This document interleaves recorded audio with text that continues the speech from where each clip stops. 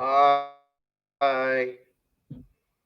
Um, I'm going to bring some information to you guys. What I was going to do, I was going to talk about, I was not going to talk about, but I was just going to ask you guys. When I was going to ask black people, why are you so mad? I was going to ask you guys that.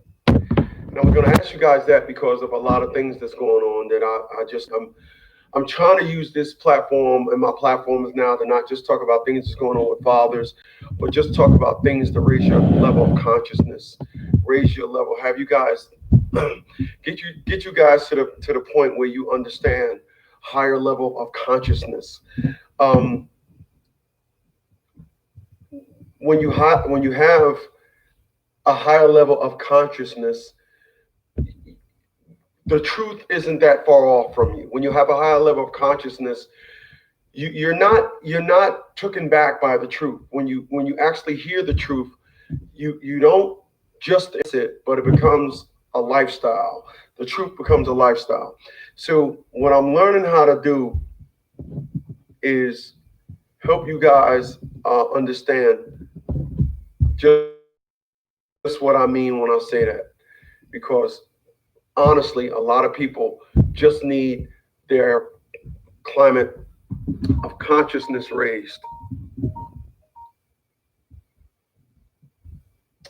So I'll tell you what, I don't mind. I really don't. I don't mind raising an individual's level of consciousness. I don't mind. So let me just tell you guys a story, and then we're gonna jump into this thing. Back in like 2005, when I was living in Florida,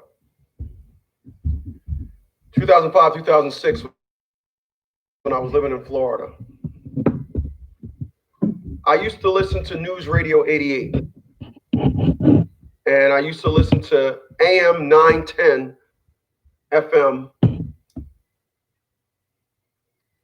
and I used to listen to um, AM 910, and I used to listen to and get a lot of information um, based on health and just your average everything, stocks, health. As a matter of fact, Dave Ramsey used to come on the radio station, and I used to get a lot of information that your average radio and hip hop don't play. This is why I listen to talk radio all the time, because I pretty much have a certain time zone in my life where I want to be educated, where I want to just look at stuff.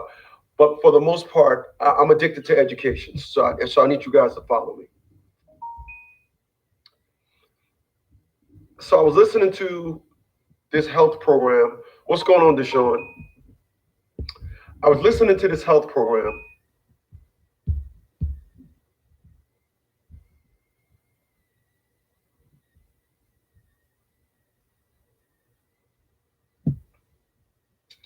I was listening to this health program, and it was talking about how they discovered accidentally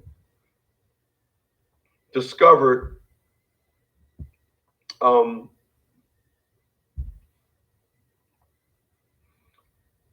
um,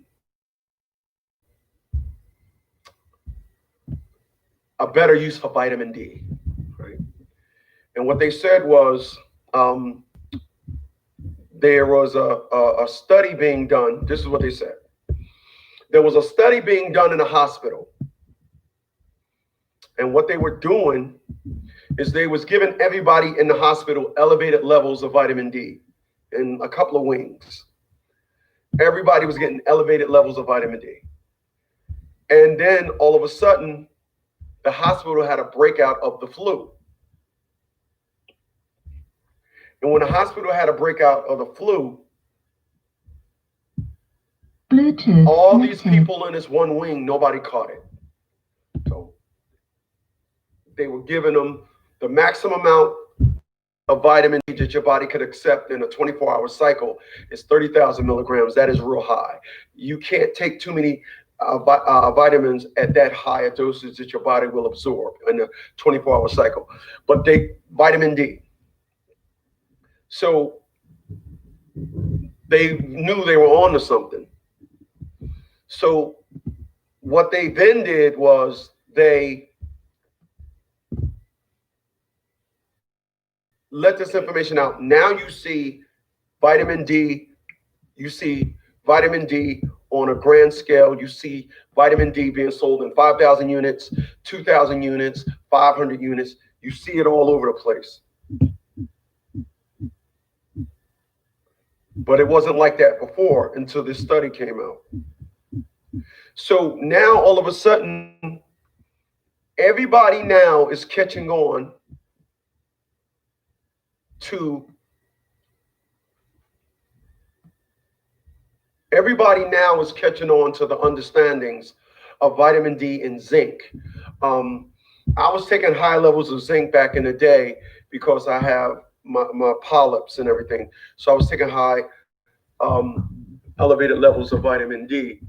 So what I'm going to do now, without further ado, is I'm going to help you guys understand some information. So I'm going to play this information for you, and then I will. Heart rate's 120, BP's 140 over 90.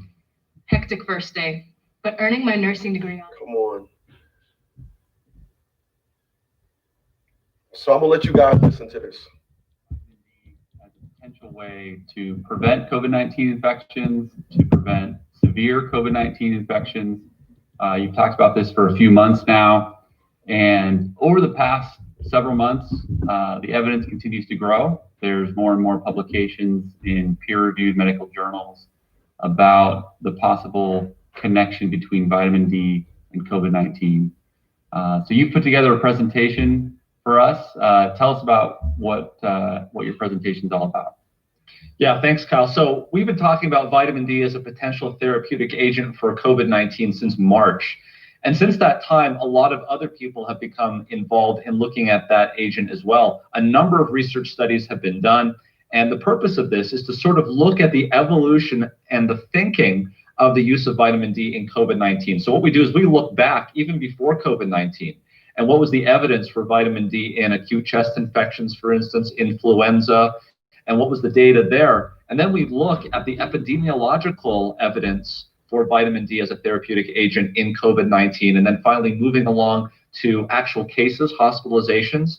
And then we build up with that hierarchy of evidence with vitamin D and COVID-19 to randomize placebo-controlled trials, which of course are the gold standard for therapeutics.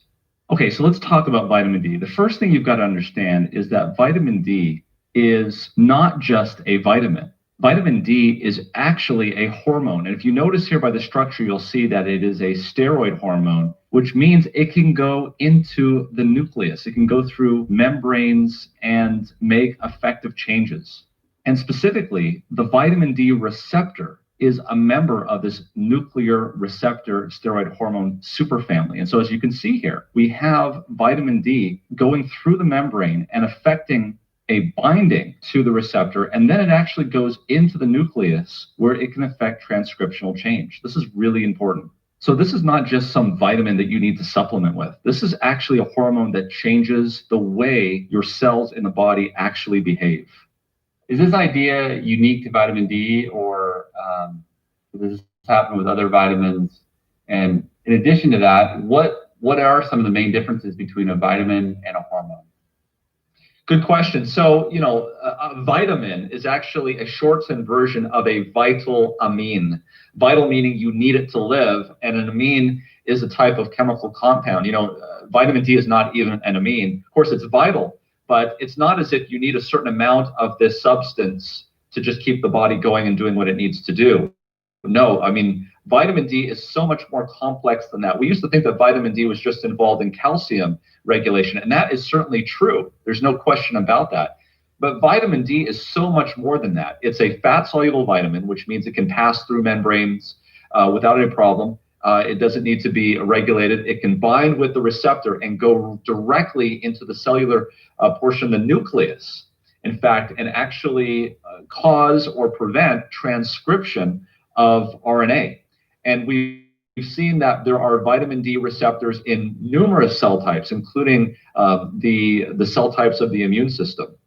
So in that sense, it is a hormone, but in another sense, you can only produce enough of this if you have enough sunlight, or if you're taking this in a dietary supplement form. You can't make this without sunlight or getting a dietary form. So in that sense, it is vital that you have it. And in the loose sense, it is a vitamin. So to get to your second question about hormones and vitamins, hormones are something that the body uses to signal and to make effect changes throughout the body. For instance, insulin is a hormone. Cortisol is a hormone.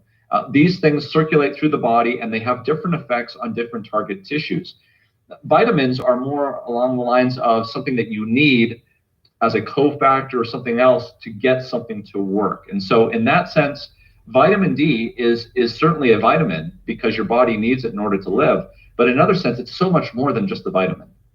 So how do you get this vitamin D? Now, I know this looks a little complicated, but bear with me. The key that you need to understand is that it's the 125 dihydroxy vitamin D that's the active form. And it says here that it does come from the kidneys. But in fact, we now know that the rate limiting step that puts that one hydroxyl group on is not just in the kidneys, it's also in the immune cells. And it can actually put that on and have effective change in your immune cells themselves. So let's talk a little bit about how this happens.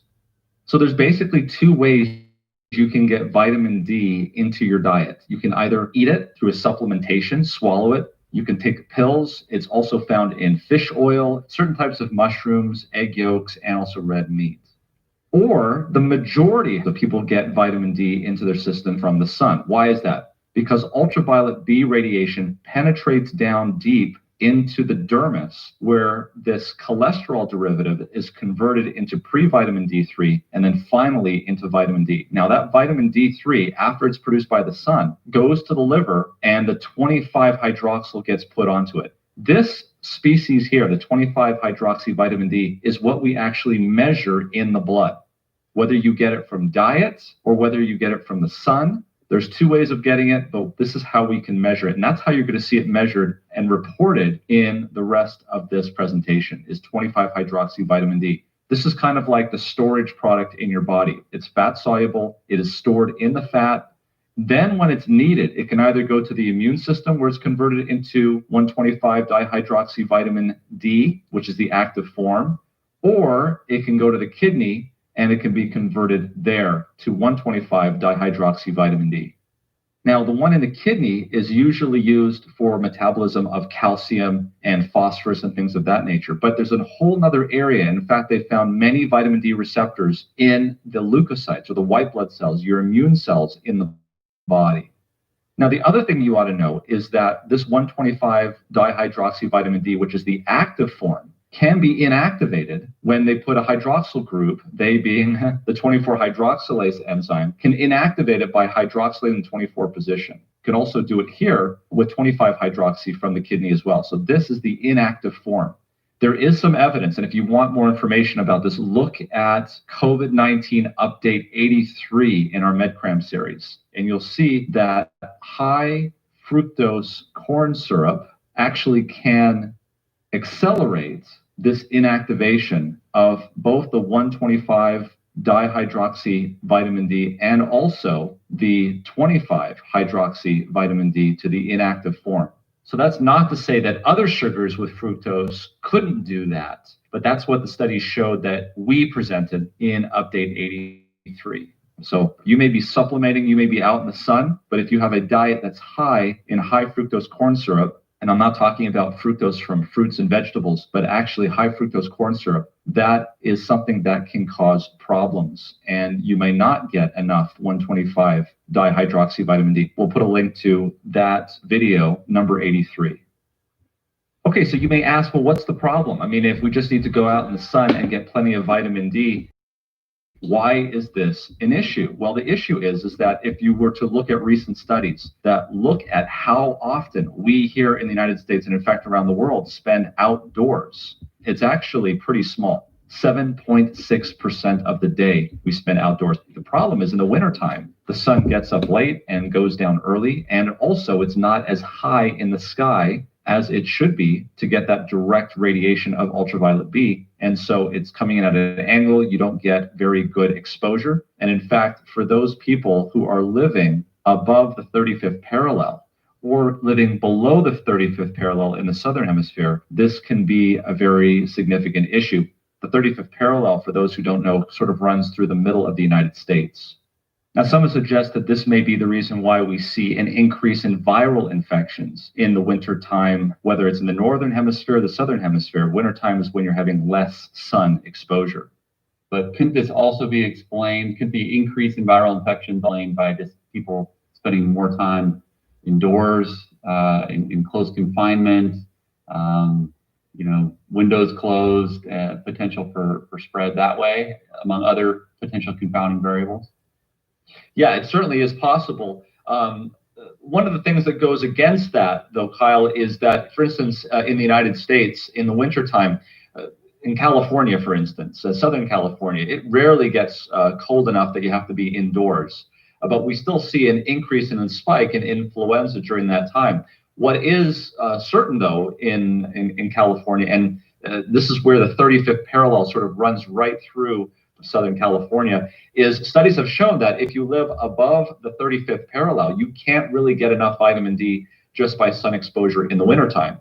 So while it is possible that there could be confounders, we're seeing sunlight exposure correlating with the increase in infectious diseases. I would note, if you look at this graphic from the CDC in terms of statistics, we see that in just the very months where we have vitamin D deficiency is where we have spikes and increases in influenza. So we've got good data that shows that a major cause of vitamin D deficiency is inadequate exposure to sunlight. Also have good data, we'll talk about, that there is an association between vitamin D and the BMI, and that patients with kidney disease, just like we see in COVID-19, can lose vitamin D3 out of their system. We also have good data that for more than a century, vitamin D deficiency has been suggested to increase the susceptibility to infections. And when you look at the extreme vitamin D deficiencies, for instance, in children with nutritional rickets, they also had an increased risk of respiratory tract infections, or RTIs. And as we talked about, the seasonality of these RTIs and low 25-hydroxy vitamin D levels during wintertime has been suggested as the seasonal stimulus for these infections. And if this is so, obviously this would be a major public health factor. And as we talked about, vitamin D may play an increased role in calcium metabolism. It may actually play a role as stimulation of the innate immune system and other immune functions. As we've talked about, this VDR, or this vitamin D receptor, has been shown to be present in myeloid and lymphoid lineage cells. And these are the cells that are important in fighting off COVID-19, for instance, monocytes and neutrophils. We also got good evidence that shows that vitamin D may enhance the expression of human cathelicidin, which is an antimicrobial peptide, which is of specific importance in host defenses against specifically respiratory tract pathogens. So one of the things that you've got to understand right off the bat, and it makes it a little confusing, is that different parts of the world measure vitamin D, or 25-hydroxy vitamin D, in your blood using different units. So throughout this talk, you're going to see 25-hydroxy vitamin D levels being reported in two types of units. One is nanograms per milliliter. The other one is nanomoles per liter. And frankly, you're going to see both of those being used.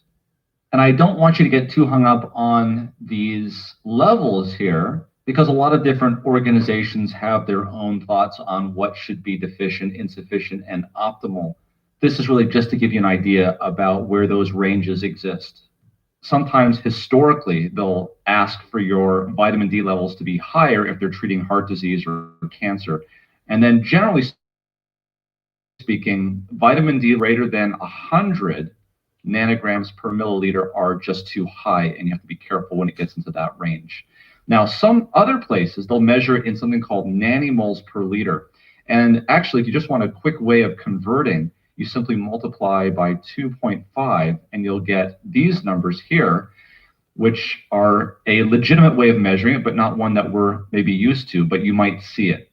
So just make sure when you see studies and they report 25 hydroxy vitamin D levels that you're understanding what units they're using so you can make sense of it.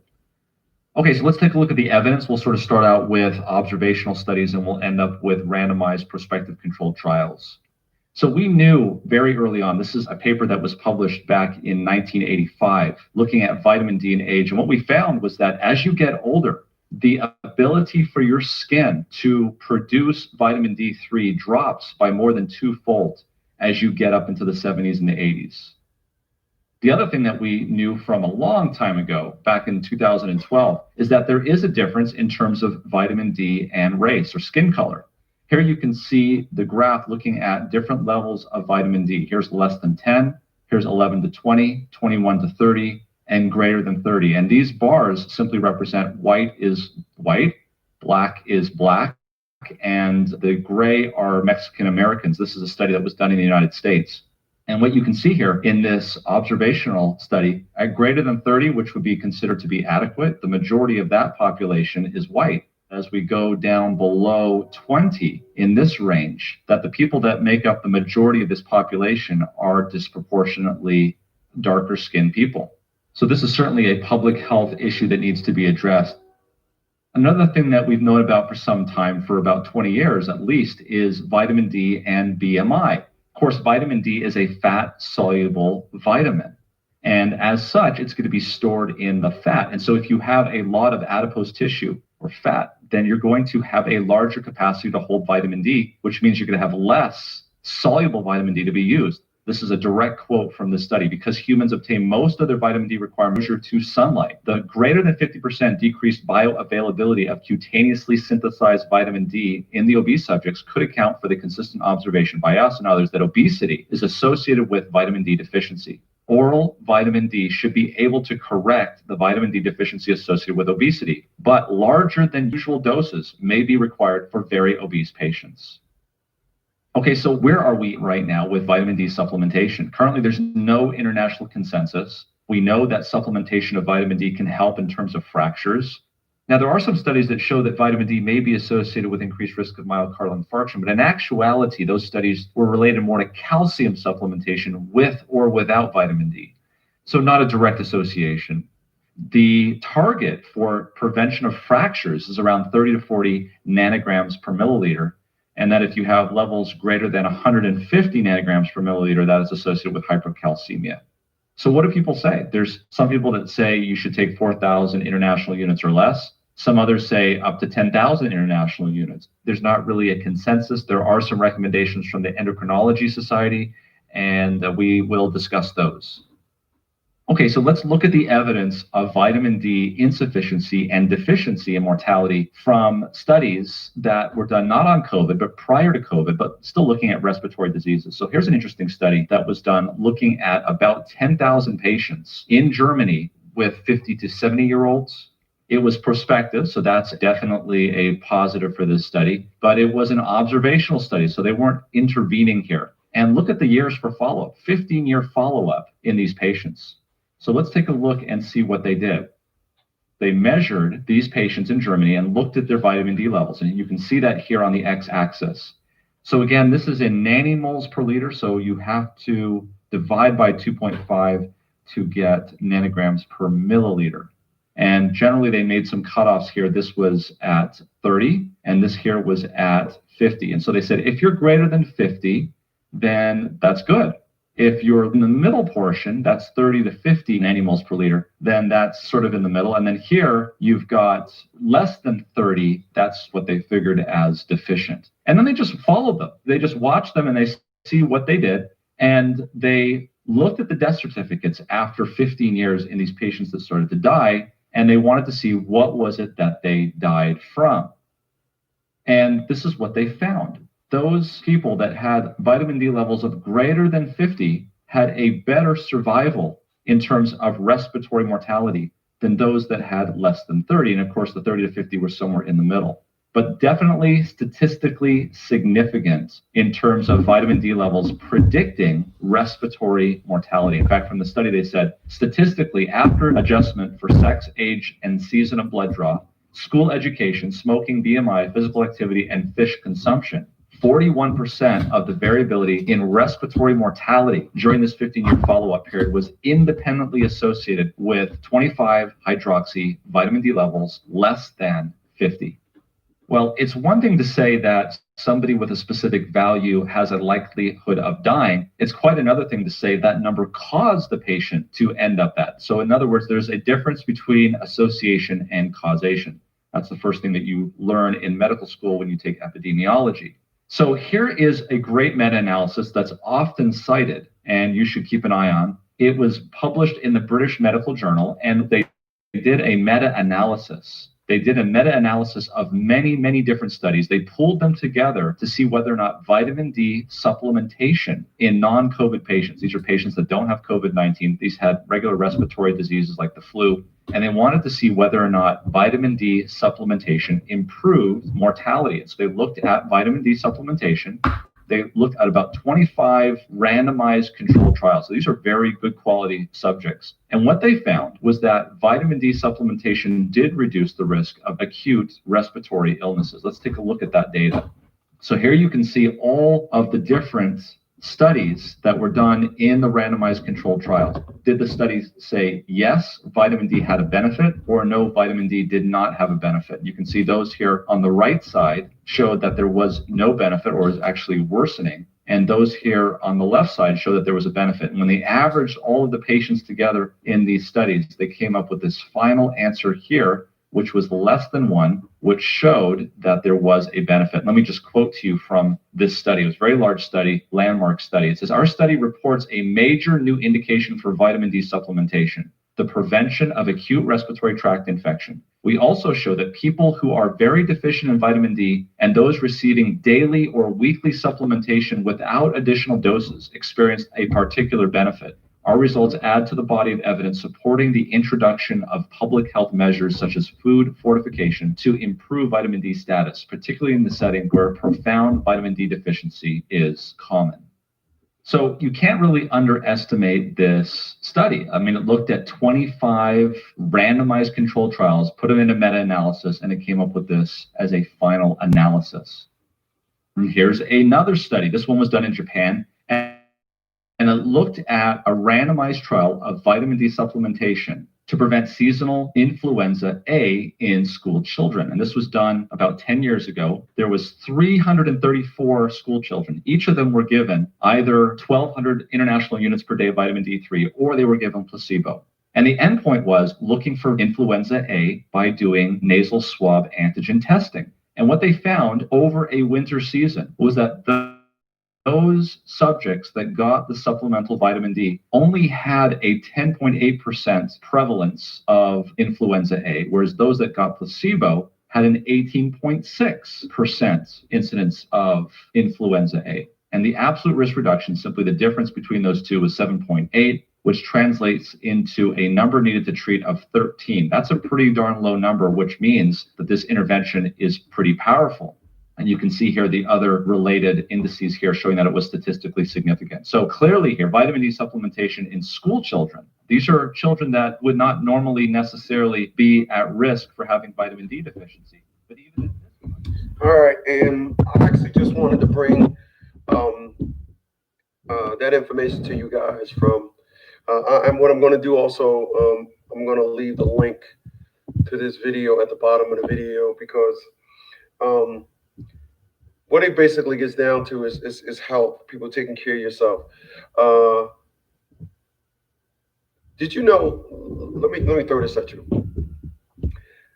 Did you know that the only part of food that you register taste is in your tongue? Your body don't care how it tastes. Your body cares more for nutritional value. So let's just say, I like pizza. I'll go get the pizza that has the pepperonis, the spicy sausage, all the nice stuff that just hit your tongue and give your tongue all this flavor and it tastes good and it just does well for me. No, all of that only means something to your tongue. That's it.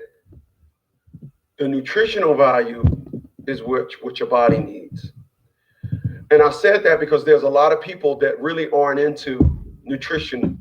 They're into taste. You give up one to get the other, but there are in some instances where you can get both. So just take heed to that. So I'm gonna boogie on out of here, man. I will see you guys in the morning. You guys have a good night. Later, y'all.